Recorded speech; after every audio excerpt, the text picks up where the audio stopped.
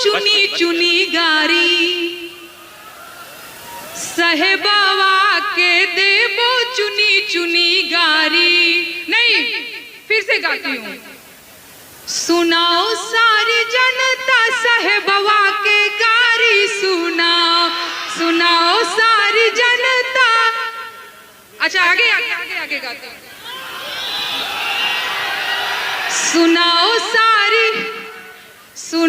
सारी जनता साहेबवा के गारी, सुनाओ सुनाओ सारी जनता चौकी दरवा के गारी, सुनाओ चौकी दरवा के गारी, सुनाओ सुनाओ सारी जनता। वाह वाह वाह, बहुत बढ़िया गा रहे हैं महाराज आप लोग। एक लाइन क्यों गारी सुनाओ। अरे हिर साहेबवा के डिग्री नहीं है, हिर साहेबवा के डिग्री नहीं है।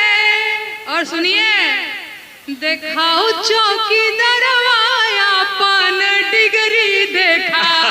क्या कहने दिखाओ चौकी दरवाया अपन डिग्री दिखाओ। सुनाओ भोल जनता साहेबवा के गारी, सुनाओ।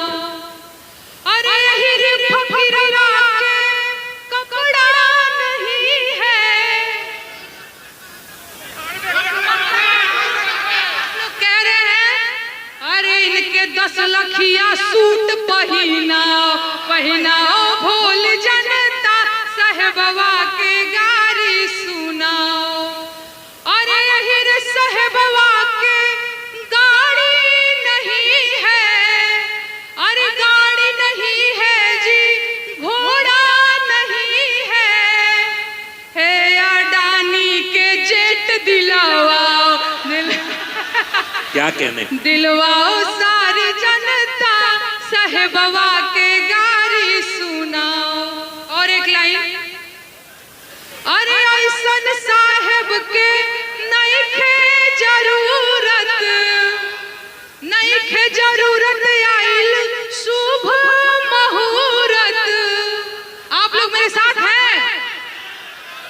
अरे 24 में इनके हटाओ सारी जनता साहेबवा के गारी, सुनाओ सुनाओ सारी जनता साहेबवा के गारी, सुनाओ सुनाओ भोल जनता साहेबवा के गारी, सुनाओ।